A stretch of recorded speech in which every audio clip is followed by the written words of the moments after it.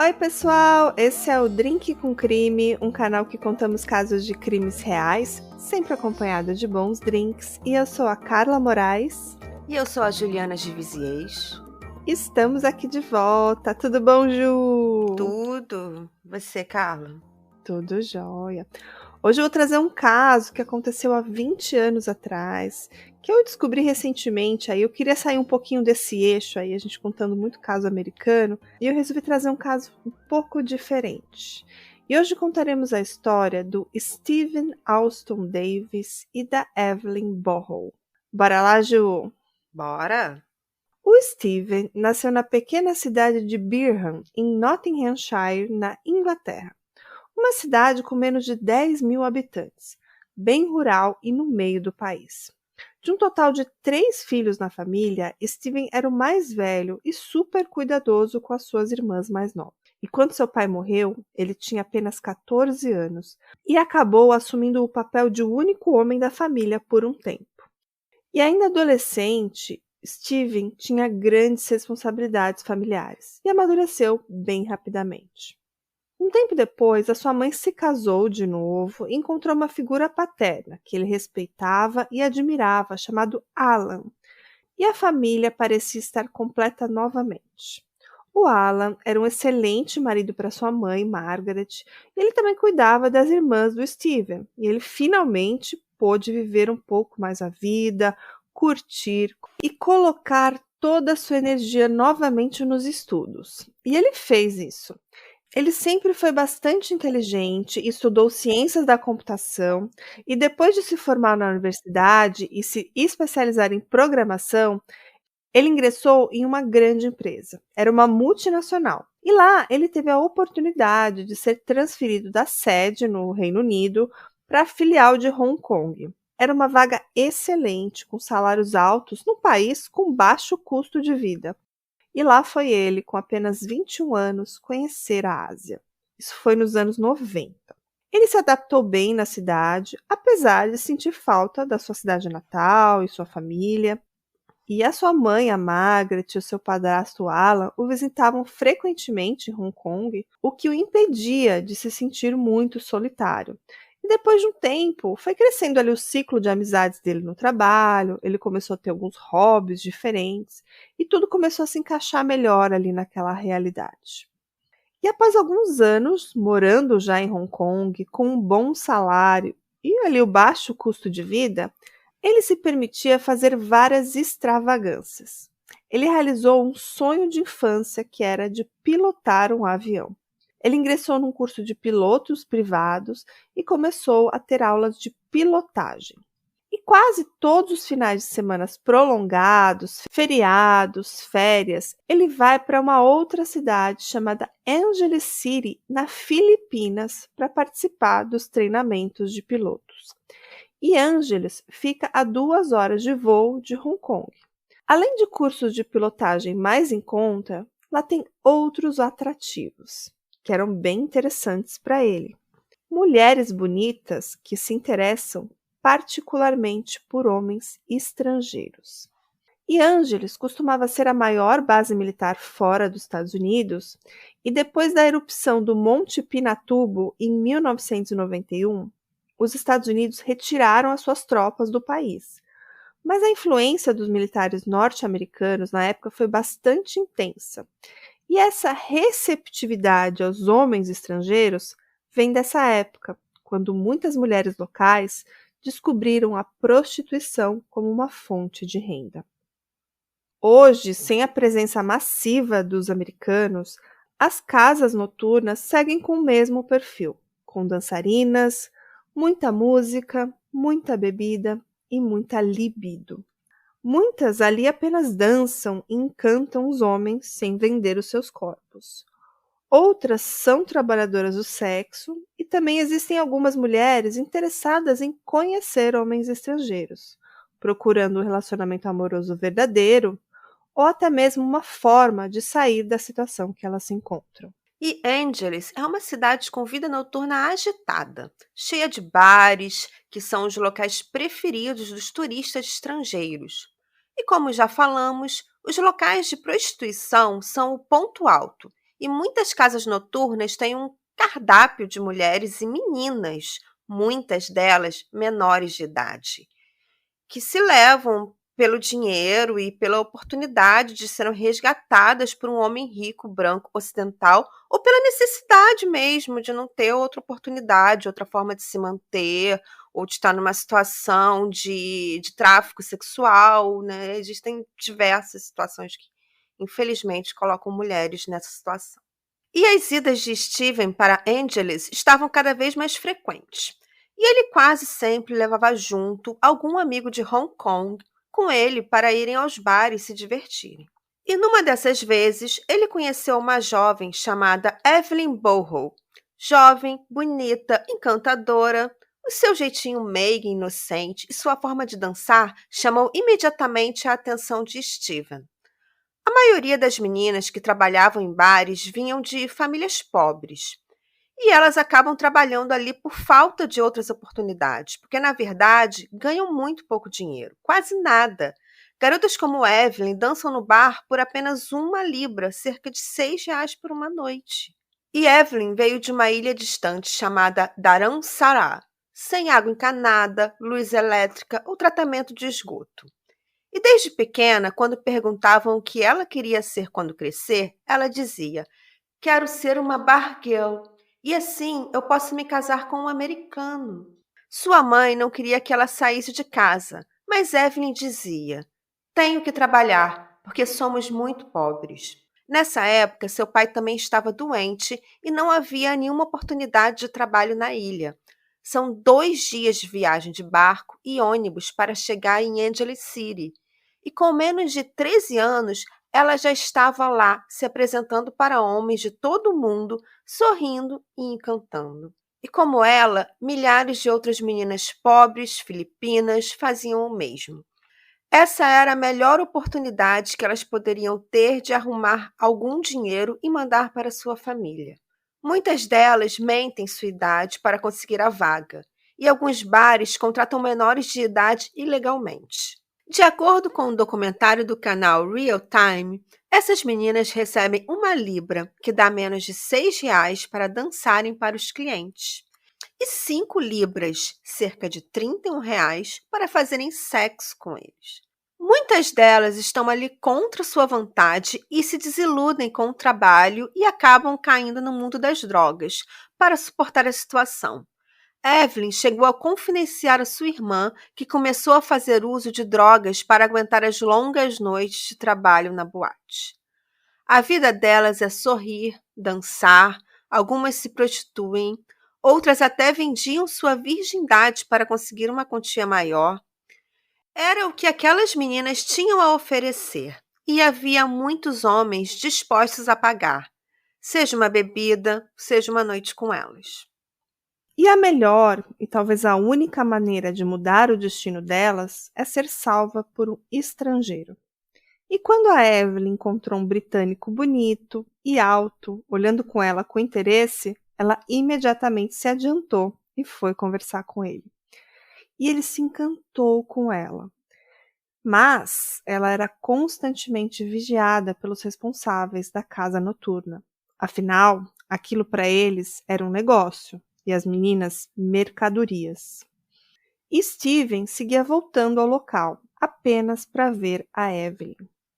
E ele sempre queria exclusividade e deixava grandes quantias de dinheiro no bar. E os dois rapidamente se tornaram amigos e começaram a se ver mais e mais, até que os dois pareciam estar apaixonados.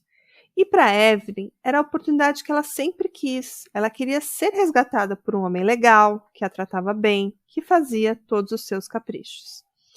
E ela era uma garota de muita sorte, ao contrário de muitas outras que faziam o mesmo e não encontraram o seu príncipe encantado.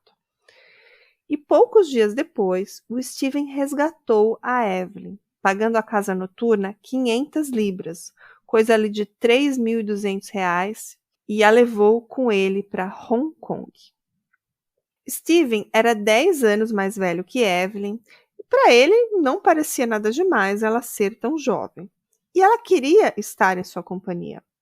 Ele tinha então uma garota jovem, atraente, que fazia ele feliz.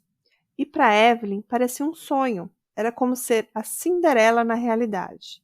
E Steven era o príncipe encantado que queria passar o resto de sua vida com ela.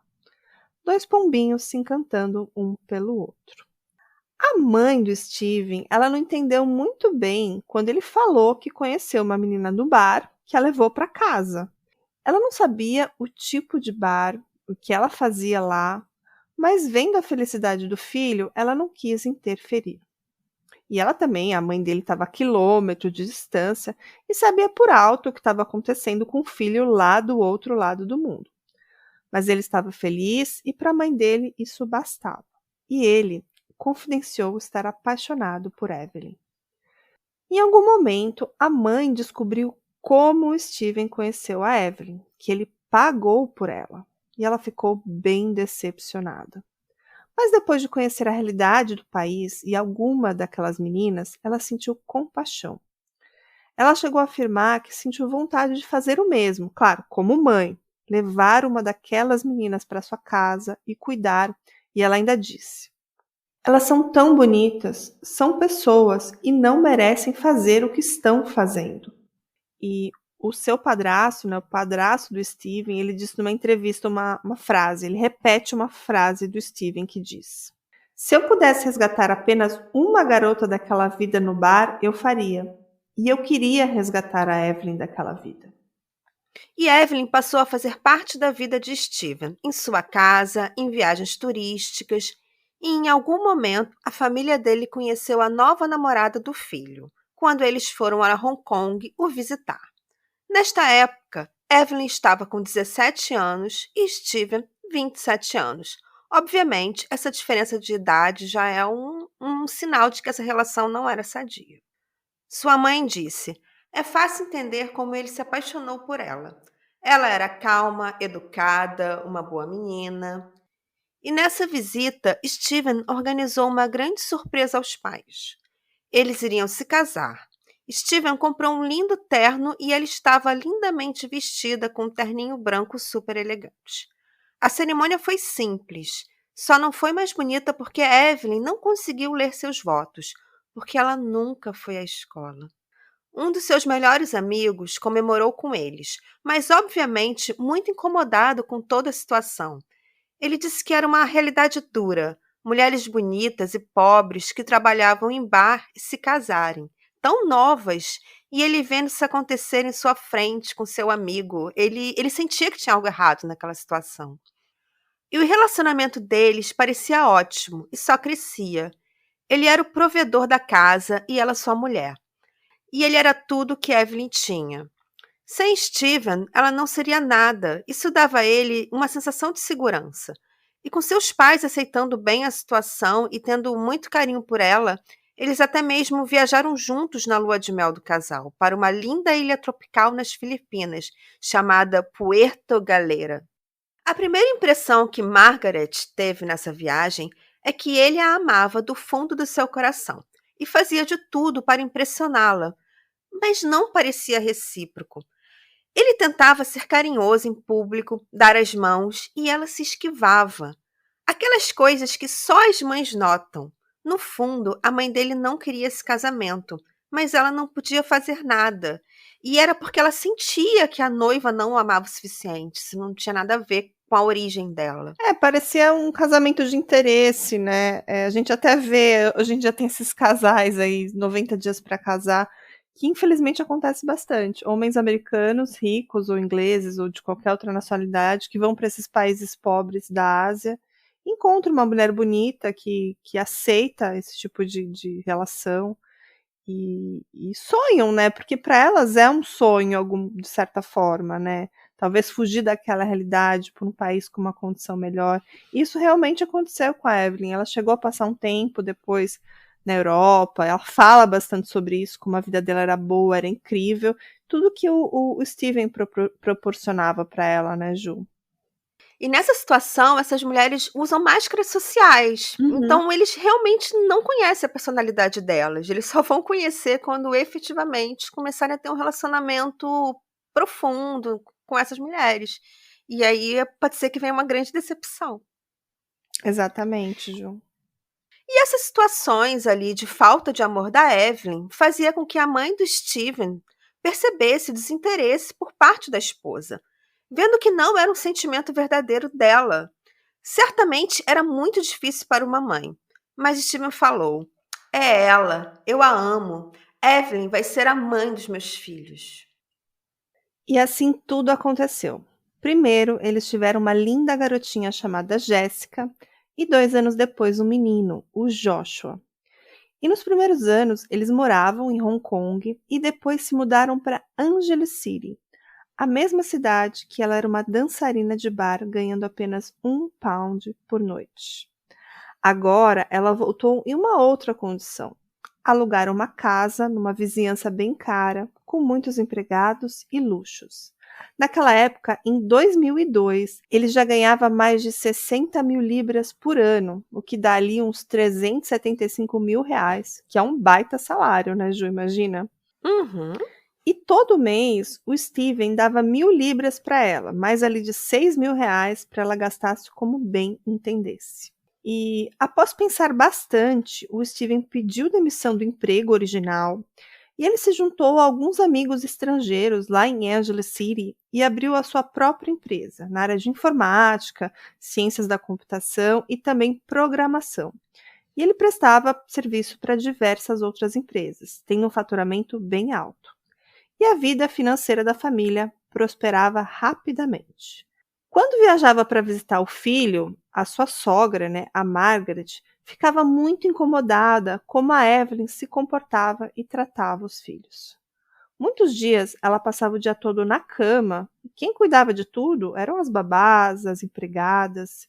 E quando ela questionou o filho do comportamento da esposa, ele de pronto respondeu: "A Evelyn não precisa fazer nada, ela é a minha princesa."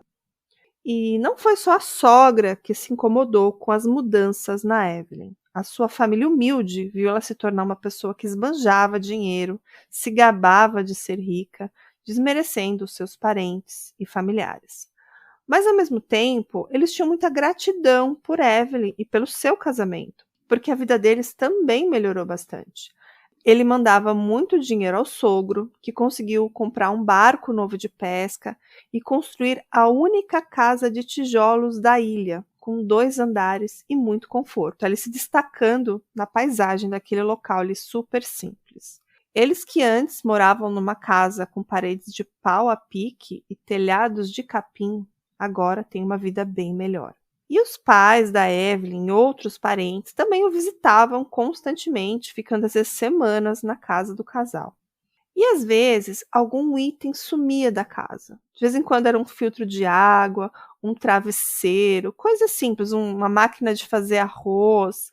E a mãe do Steven sempre percebia isso, falava: "Ó, estão levando as coisas da casa aqui." Mas a Evelyn dizia não ser um problema, que o Steven compraria novos, estava tudo bem.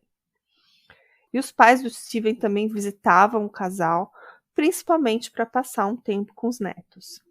E numa dessas viagens, a Margaret e o Alan perceberam um comportamento bem estranho em Evelyn. Ela passava horas no telefone, parecia estar se comunicando com alguém secretamente. Ela se afastava do grupo ali na praia, quando eles estavam todos juntos, e ficava no telefone. E a sua sogra, ela sempre levava ali câmeras fotográficas para fazer filmagem da família, e ela chegou a gravar uma cena como esta.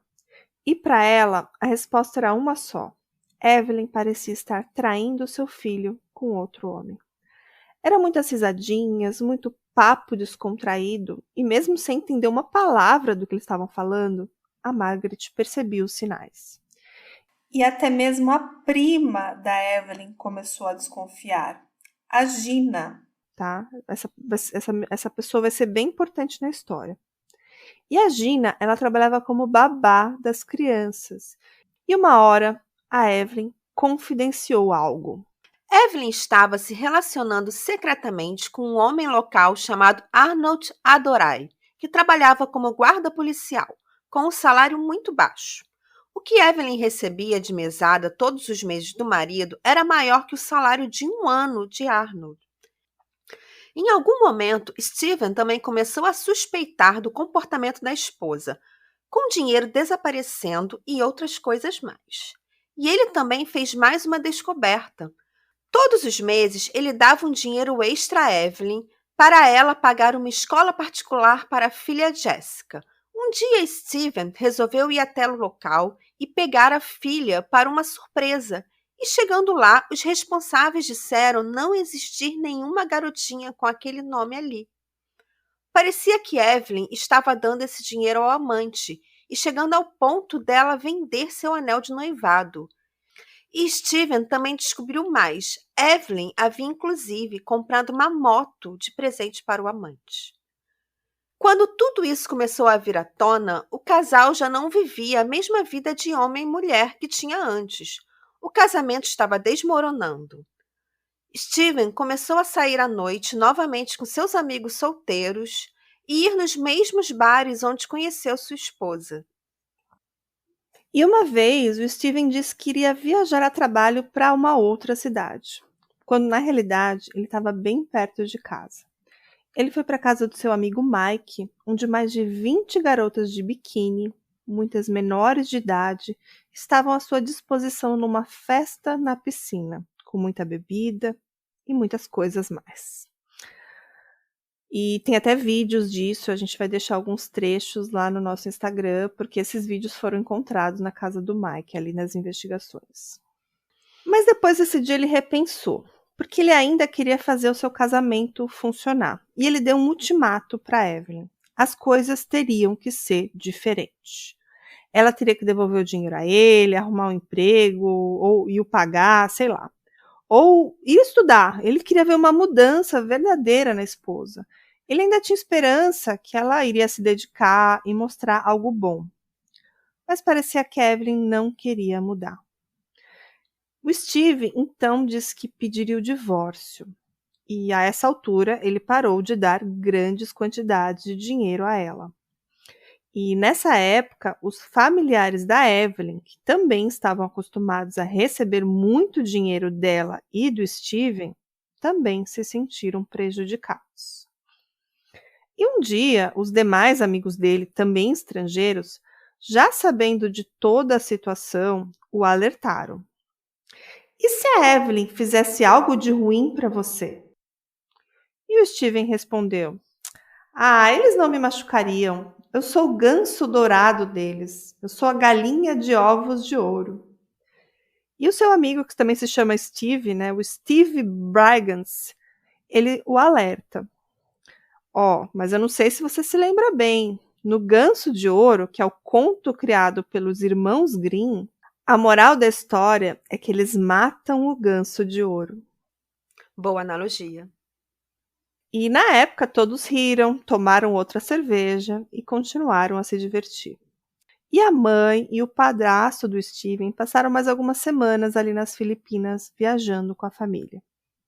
E agora o seu filho parecia estar mais dedicado e presente, assim a Evelyn não teria tempo para suas escapadas. Margaret e Alan retornaram para a Inglaterra, até que, em 18 de julho de 2002, ela recebe uma ligação telefônica com uma notícia que nenhuma mãe do mundo quer receber. Margaret estava sentada em sua poltrona, seu marido cortava a grama no quintal. Mike, um amigo do Steven, telefona e lhe conta: Steven está morto. Steven e Mike estavam na cidade de Manila, a capital das Filipinas, que fica a 1h30 de Angeles City. Eles mantinham uma casa lá porque faziam muitos negócios na cidade. Uma noite, Mike acorda com um barulho. Quando percebeu, havia 3 homens dentro de sua casa e um deles apontava uma arma para sua cabeça. E na hora, olhou para o outro homem e disse: Esse aqui é ele? O outro homem respondeu: Não. Depois eles vão para o quarto ao lado, onde Steven dormia. Mike, paralisado no quarto ao lado, apenas ouviu um grito e 3 ou 4 tiros. Em seguida, passos rápidos. Os 3 homens descem correndo as escadas da casa. Quando vê que o perigo se afastou, Mike vai até o quarto e lá encontra seu amigo deitado na cama e manchas de sangue. Ele tentou sentir seu pulso e não encontrou nenhuma batida. Mike desceu as escadas, foi até os vizinhos e ligou para a polícia. Enquanto aguardava a chegada, Mike ainda desabafou bem alto. Aquela vadia o matou. Steven foi morto aos 32 anos. Evelyn era arrogante, interesseira, mas seria uma assassina? Até mesmo a família de Steven custava acreditar nisso. Era tudo circunstancial e as investigações precisavam encontrar os culpados. Assim que receberam a notícia da morte, seus familiares voaram para as Filipinas. E no dia do velório, a Evelyn se sentou ao lado do caixão e nem mesmo se levantou a ver os pais do Steven chegar ali na cerimônia. Ela ficou o tempo todo sentada ao lado do caixão do marido, não prestou nenhuma condolência aos seus sogros, nenhuma lágrima, o seu rosto era sereno, não demonstrava tristeza e nem revolta. Cara, o marido dela tinha sido morto com diversos tiros e ela não parecia estar triste. E tempos depois ela foi até a sogra e perguntou se ela sabia se o Mike havia reconhecido os atiradores. E a Margaret responde que não havia falado com o Mike. Mas isso a alertou. Parecia que a Evelyn queria saber mais sobre as investigações. E muito intrigada e já bastante desconfiada do envolvimento da nora, a Margaret começou a anotar todas as suas interações com ela, assim, como uma forma de documentar tudo num caderninho. E quando ela vai até a polícia, a Margaret fica frustrada, porque não havia nenhuma investigação conectando a Evelyn ao crime. Para eles, a morte do Steven era relacionada a algo do seu trabalho. E o prédio comercial da empresa que ele trabalhava ficava a poucos quarteirões da casa. Eles foram lá, começaram a perguntar sobre as funções dele, as atividades que ele desempenhava, e nenhuma pista surgiu. E a sua mãe, ela não iria embora para o Reino Unido até ter todas as respostas. E ela contratou um investigador particular, um ex-policial que prometeu ajudá-la. Muita coisa parecia suspeita. A entrada principal da casa estava intacta, como se alguém tivesse a deixado aberta ou tivesse a chave. Já a porta do quarto foi arrombada, mas nenhum objeto de valor foi levado do local. O investigador concluiu que o caso provavelmente se tratava de um assassino de aluguel, mas a polícia fez vista grossa e continuou a investigar como um caso de roubo. E parecia não haver muito interesse da polícia em seguir a fundo as investigações. E esse investigador particular começou a seguir os passos de Evelyn e viu que 2 homens a visitavam regularmente. Elas seguiam morando na mesma cidade, em Angeles City, e ele os fotografou. O amigo Mike, que estava na casa na noite do crime, os reconheceu de imediato. Logo, eles descobriram quem era um dos homens. Era o amante de Evelyn. E o outro, um amigo dele, que trabalhava como segurança, chamado Alexander. Levados à delegacia, o reconhecimento oficial foi feito. Com os 2 atrás das grades, Margaret e Alan resolveram que era a hora de voltar à Inglaterra, percebendo o risco que corriam naquele país, pois ameaças começaram a ser feitas a eles. Ainda havia um terceiro homem solto, e era uma ameaça a eles, mas eles não iriam sem os netos. Ela queria Jessica e Joshua ao seu lado, não iria aceitar os netos ao lado da provável mandante do assassinato de seu filho. As investigações seguiam de forma secreta para que a Evelyn não suspeitasse de nada. Apesar de os 2 presos, nenhuma confissão havia sido feita. E certa manhã, a Margaret disse para Nora que queria passar o fim de semana com os 2 netos e deixar a Evelyn ali aproveitar a oportunidade para sair, relaxar, e a Evelyn concordou sem hesitar. E a Margaret estava pensando num plano para resgatá-los. Mas num dia combinado, a Evelyn levou apenas a menininha, apenas a Jéssica. O Joshua havia sido enviado para a casa dos avós maternos. Em desespero, ela partiu para o Reino Unido com a neta e com as cinzas do seu filho Steven. E o outro neto, o Joshua, acabou ficando lá nas Filipinas. Eu cheguei a pesquisar, Juliana, procurei em todo lugar como é que a Margaret conseguiu levar a Jéssica embora do país, né? Não sei se ela tinha alguma autorização, se foi. A gente não sabe exatamente, eu não localizei em nenhuma matéria, mas não sei se ela tinha uma autorização prévia para viajar somente com os netos. Eu só sei que ela conseguiu levar essa menina embora, tá? Uhum. E ela disse numa entrevista que foi uma escolha difícil, porque ela partiu sem o neto menor e ela foi embora, seguia pensando em formas de resgatar o Joshua. E o detetive particular que foi contratado por ela foi na cidade natal da Evelyn, a remota ilha. E lá conheceu o avô do Joshua, o senhor Massaleno. E ele foi lá conversar com o Massaleno. Ele disse que a ilha de Dharamsarar é um lugar muito pobre e atrasado. E ele falou assim, ó: se a criança crescer aqui, é difícil ter um bom futuro. Mas se for mandado para a casa dos avós britânicos, eles vão mandá-lo para a escola, eles vão lhe fornecer as melhores necessidades diárias. E a gente não sabe se foi apenas essa fala ou se foram as 200 libras que ele ofereceu em dinheiro.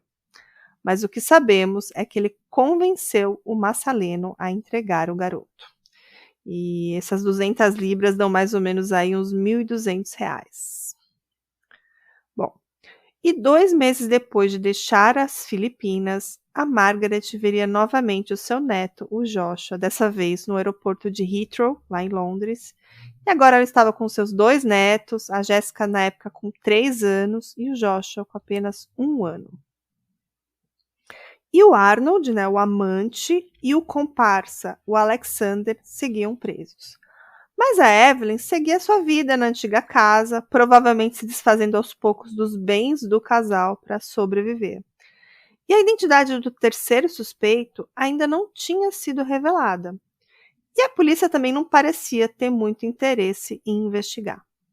E quando estava na ilha, o investigador conseguiu uma declaração importante. A Gina, a prima da Evelyn, revelou informações importantes para ele, dizendo que o suspeito preso, o Arnold, era na verdade amante da sua irmã, que é a irmã da Gina, mas que Evelyn estava obcecada por ele, que gastou quase todo o seu dinheiro e o dinheiro do marido para agradá-lo, e que em algum momento eles começaram a se relacionar frequentemente. E aí o Steven descobriu isso, então cortou a mesada da Evelyn e falou que o próximo passo seria se divorciar dela. Para Margaret, essa era a razão pelo qual Steven foi morto. Se Steven morresse, Evelyn herdaria toda a herança e ela ficaria com seu amante. Mas isso era o que a sogra pensava, e não havia provas substanciais. Isso não era suficiente para a polícia prendê-la, e era necessário encontrar mais provas. Só que a Margaret estava longe, ela estava lá no Reino Unido, mas ela se comunicava constantemente com a família da Evelyn por meio de mensagens de texto, tentando obter ali pistas úteis dessas pessoas. E ela e a Assunção, que é uma tia da Evelyn, tornaram-se boas amigas. A polícia filipina conduziu algumas entrevistas de rotina ali com a Evelyn e com a sua família, mas sempre que a polícia ia entrevistar o pessoal lá, uma pessoa sempre estava ausente. E mais tarde, depois que o Arnold foi preso, algumas dessas pessoas simplesmente desapareceram, outras foram depois localizadas, e nesse intervalo o nome de uma pessoa começava a aparecer. Àquela altura, a polícia já não dava mais tanta atenção ao caso, mas aos olhos dos investigadores particulares, essa pessoa sumida provavelmente tinha algo para contar ou estava ali com a consciência pesada. E essa pessoa é o Robin, o marido da Gina, a prima da Evelyn. E a Gina é a filha da Assunção, o que significa que o Robin é o genro dela, o genro da Assunção. E a Margaret e a Assunção eram realmente muito amigas, uma amizade sincera e verdadeira, e como que de mães que procuram a verdade. E a Margaret pede encarecidamente que a Assunção encontre o Robin. Ela queria tirar essa dúvida. Ela queria saber se ele tinha alguma coisa a ver com o assassinato do Steven. E a Assunção, que também é mãe, entendeu a dor daquela mãe que perdeu o filho. E eu acho que, na verdade, ela também não gostava lá muito do genro, tanto que ela aceitou ajudar. Ela não só ajudou, mas ela cumpriu a tarefa com sucesso. E o Robin confessa. Ele disse que em 18 de julho de 2002, por volta das 11 da noite, a Evelyn disse que o levaria para trabalhar para ganhar dinheiro fácil. Ele seguiu a Evelyn até o carro e descobriu que havia mais 2 pessoas no local, o Arnold e o Alexander. E eles dirigiram por quase 2 horas até o local. E o Robin, ele afirmou que ele não sabia o que ele ia fazer. Quando o carro chegou na rua, a Evelyn pegou e deu a eles uma chave, informou o andar, informou o número da casa. E era tipo um sobradinho, sabe, Ju, com umas varandas na frente, um portão. No documentário eles falam apartamento, mas para mim é tipo vários sobradinhos que tem ali no local. Aí tem uma escada principal e outros imóveis no mesmo terreno. E aí ela disse: o Steven é milionário e quando ele morrer, o dinheiro será todo meu. E o Robin disse que apenas seguiu o Arnold e os outros escada acima, que Evelyn permaneceu no carro para observar de longe. Ele disse que quem atirou foi o Arnold e que depois que tudo acabou, os 4 estavam no carro se afastando da cena do crime. Arnold e Alexander foram condenados à prisão perpétua, com esse testemunho do Robin, e Evelyn ficou presa enquanto aguardava julgamento. Robin também foi preso por seu envolvimento no caso, mas ele foi libertado apenas 1 ano depois. Em 25 de novembro de 2004, 2 anos após o assassinato de Steven, o julgamento de Evelyn começou. No tribunal, Evelyn insistia que era inocente e não tinha nenhum relacionamento amoroso com Arnold. Ela dizia que a confissão de Robin era mentira, era um absurdo, que ela estava em Angeles City, dormindo em casa naquela noite e que nunca saiu. Mas Margaret conquistou a todos e conseguiu 14 testemunhas que diziam que Evelyn era a mente criminosa por trás de tudo aquilo. A Evelyn, ela se gabava. Ela, inclusive, contou seus planos a algumas pessoas e esse foi o seu erro. E não houve nenhuma pessoa que se apresentou com um álibi para ela.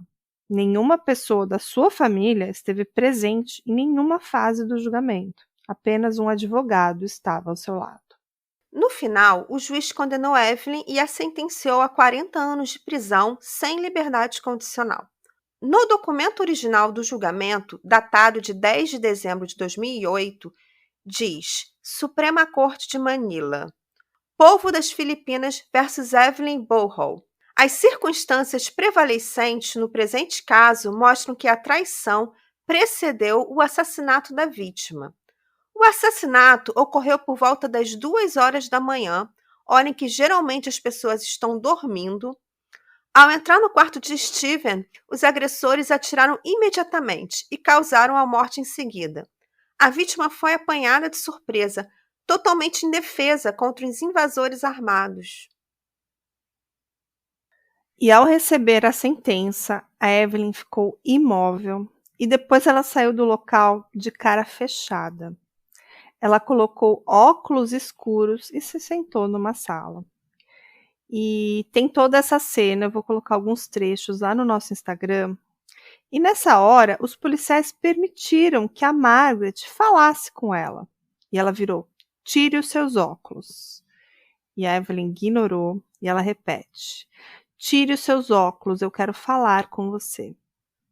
Ela tira e começa assim a olhar em outra direção, sabe? Tipo, ela não olha no rosto da sogra. E a Margaret então lhe diz: sua filha chora por você. O seu filho chora por você. Eles querem a mamãe deles. E ela ouve. E ela faz uma cara de tipo, e daí? Sabe? É muito. A expressão facial dela, tipo, ela levanta os ombros e faz tipo, e daí, sabe? E minutos depois ela fala: eu não tive nada a ver com a morte dele. E a sogra fala: mas foi o seu namorado que o matou. Depois ela começa a chorar. Para mim, são lágrimas de crocodilo. E ela fala assim: O Steven é o melhor homem da minha vida. E a Margaret a acaricia e a conforta. E a gente vai deixar esses trechinhos do vídeo no nosso Instagram. E a Margaret fala: eu te amo. O Steven amava você. Os seus filhos amam você. E olha o que aconteceu. Aí ela segue negando o crime. Depois, a Margaret, a sogra, começa a mostrar para ela uma pasta que ela fez com desenhos dos filhos que mandaram para a mãe.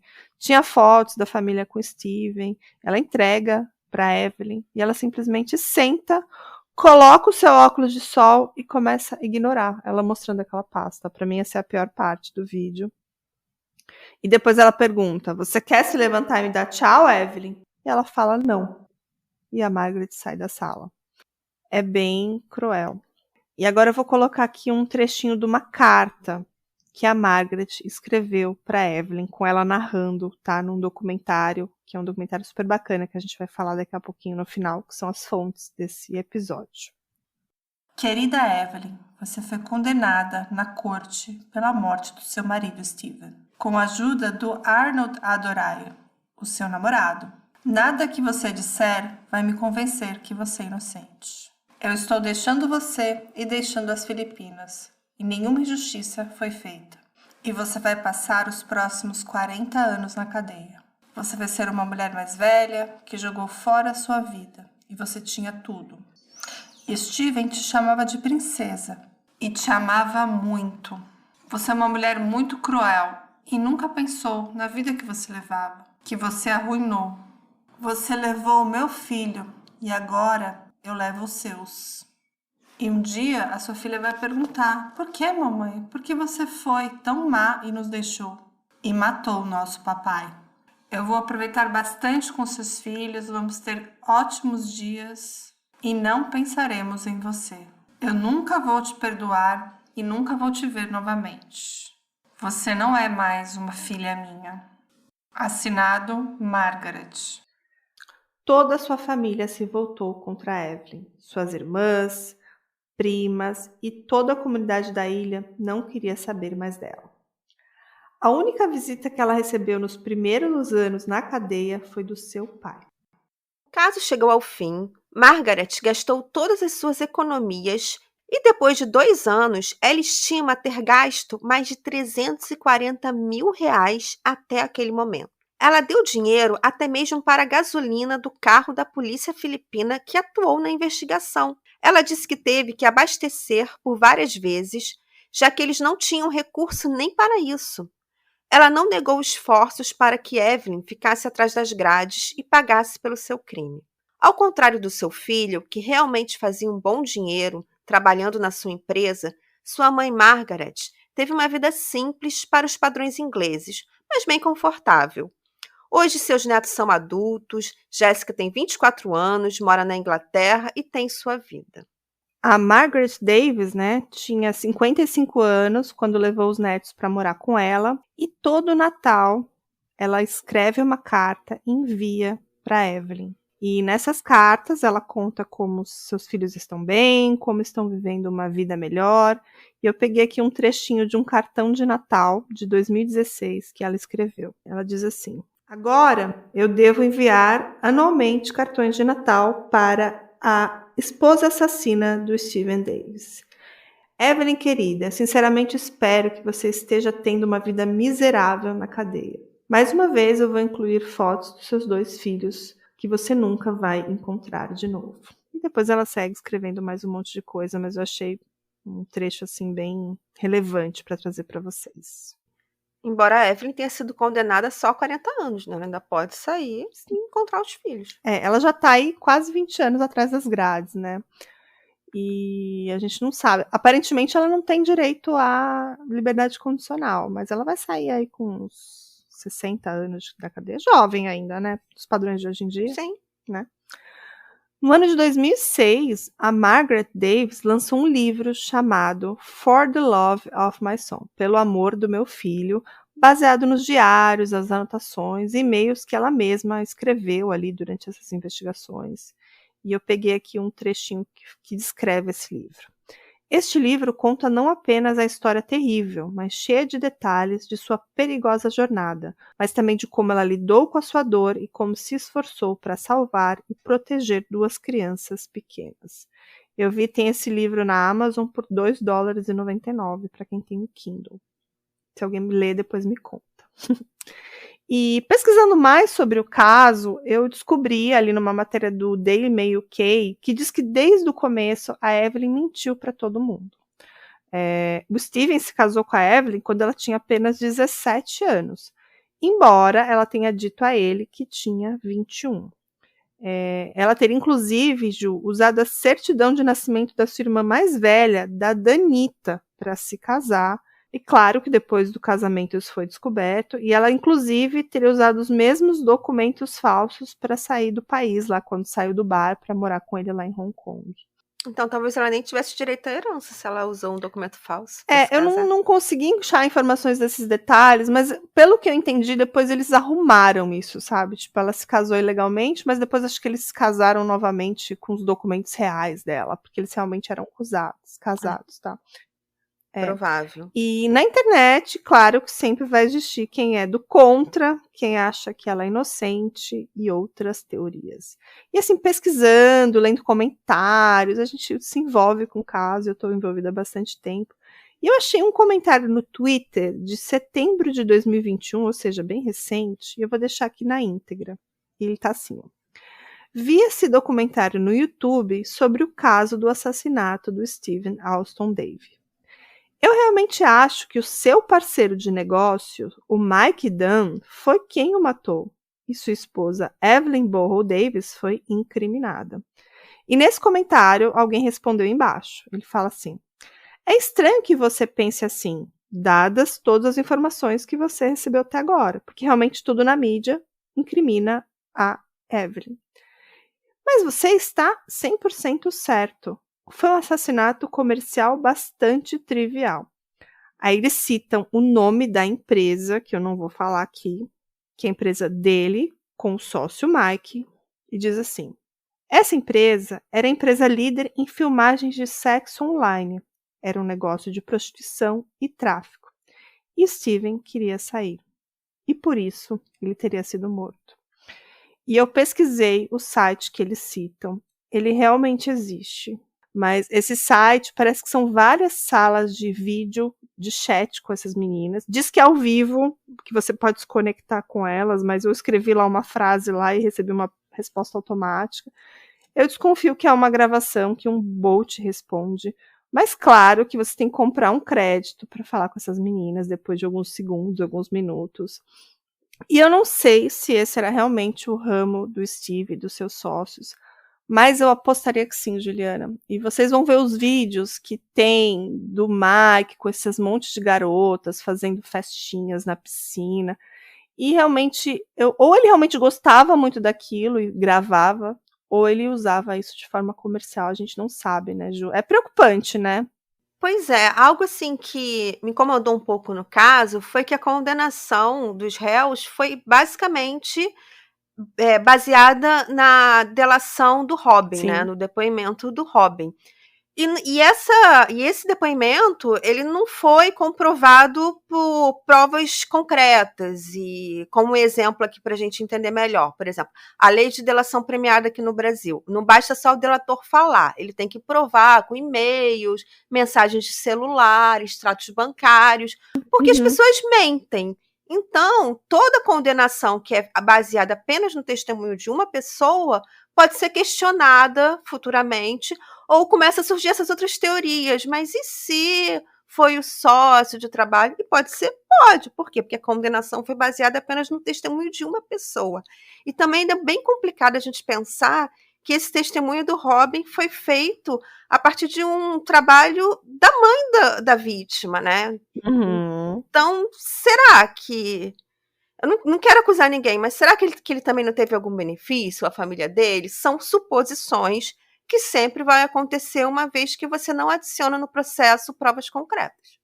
Sim, tem várias coisas interessantes que você falou. Primeiro que o Robin só ficou preso 1 ano. Que ele entregou os outros 2, eu achei uma pena ridícula.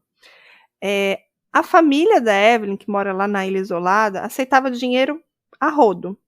Tanto que eu tenho quase certeza que o avô só entregou o neto por causa dos 200 libras, sabe? Eles são pessoas muito humildes, muito pobres, mas não parecia ter amor pelaquela criança, sabe? Entregou com muita facilidade.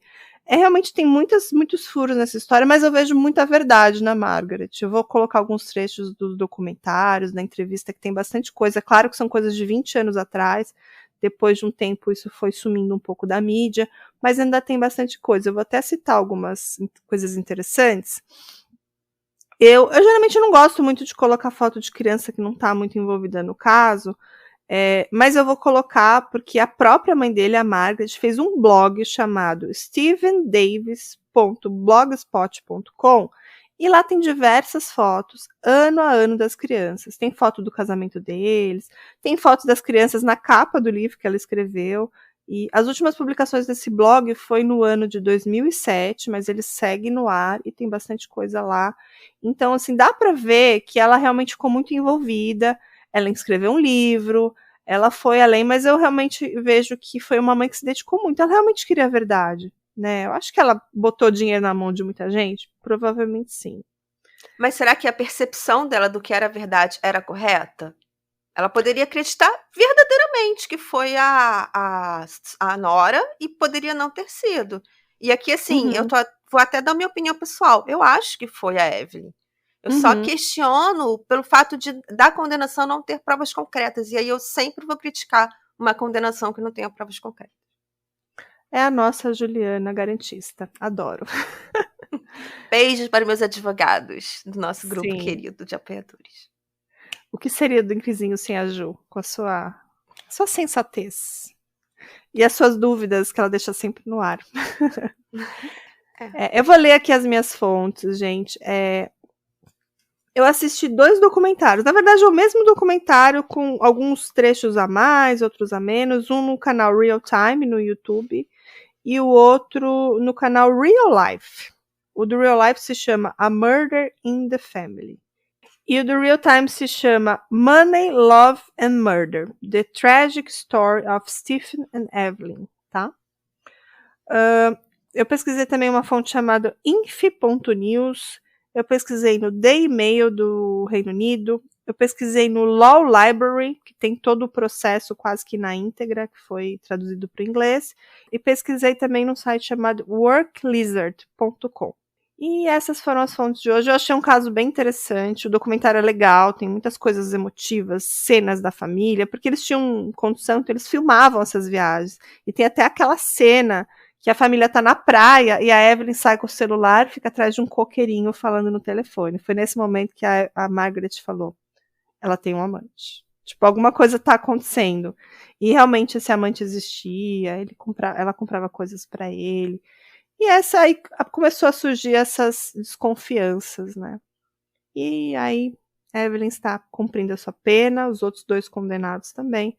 E o Robin, quem delatou, tá solto. E hoje até a Margaret tem uma relação com a família da Evelyn lá na ilha. Todos odeiam ela é tipo aquela ovelha negra da família, claro. Porque ele era a fonte de renda, né? Pô, ela conseguiu um bom casamento, ele ajudou a família toda dela, ajudou ela. E agora, com a morte do Steven, eles não têm mais essa fonte de renda também, né? É um caso triste pra caramba, né, Ju? Infelizmente, né, nós só contamos casos tristes aqui no nosso canal. Nossos drinkers conhecem, sabem nossa triste história de hoje. E pro episódio de hoje, eu achei um drink que eu acho que tem tudo a ver com as Filipinas, Juliana. É o gin com chá verde e manga. Parece ser bom, delícia. Né? Então vamos lá, vocês vão precisar de 1 colher de chá verde, né, em pó, 200 ml de água, 2 doses de gin, 5 fatias médias de manga e 5 folhas de hortelã frescas e gelo a gosto. Vocês vão fazer o chazinho ali na chaleira, colocar ali entre 80, 70 e 80 graus e esperar ele fazer ali, infusionar o chá verde, deixar ali por uns 3 a 4 minutos. No final, vocês vão colocar o gin, quando já estiver esfriando, a manga, as folhas de hortelã e vão macerar levemente. Depois vocês vão colocar bastante gelo e coar. Parece ser uma delícia, né, Ju? Delícia. Eu adoro manga, adoro hortelã. Vou fazer com certeza. Ai, e o chá verde deve dar um azedinho no final, deve ser bem bacana. Uhum. Então, esse foi o caso de hoje, essa foi a receita de hoje. Eu cheguei a pesquisar sobre a Jéssica, viu, Ju? Aparentemente ela tá bem, assim, não vou divulgar as redes sociais dela, mas eu encontrei uma página no Facebook, eu nem sei se é dela realmente, mas as pessoas comentando que estão felizes que ela tá morando na Inglaterra com a avó, que tá tudo bem. E ela parece estar muito bonita e ela parece ser a cara da Evelyn. E eu acho que, infelizmente, essa história marca todos eles sempre vão ser conhecidos por essa história. E é triste, porque, poxa, o cara se deu super bem na vida, mudou pra Ásia, criou uma puta empresa, estava ganhando mó grana e morre dessa forma tão triste, tão trágica. Acho que quem saiu perdendo foram os filhos da Evelyn. Acho que elas não pensou nisso, né? Cometer esse grande crime. As crianças são sempre as grandes vítimas nos casos. Não esqueçam de curtir, compartilhar, avaliar o drinkzinho. A gente está super feliz que muita gente está avaliando a gente, que a gente está pedindo. Tem muita gente nova chegando no nosso pod. E tornem-se apoiadores pela Orelo. Vocês vão ter direito a participar do nosso maravilhoso grupo de apoiadores. Gente, vocês vão amar. Sim. E também temos um episódio exclusivo maravilhoso por mês. Sim.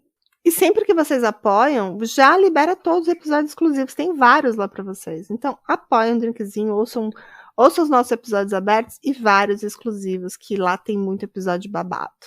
É isso. E essa semana aconteceu um negócio super legal. Eu encontrei a Tatiana Daniel, que todo mundo conhece, adora, maravilhosa, do Café Creme Chocolate. E a gente até deixou uma enquete lá para vocês falarem sobre com quem a gente estava, onde a gente estava. E todo mundo falou que a gente era irmã, Juliana. Eu vi, né, as doppelgangers. Né? Perguntaram se a gente era irmã, se a gente era gêmea. Aparentemente a gente não é parente. Até que a gente sabe, não, mas a gente vai investigar. Depois a gente conta pra vocês.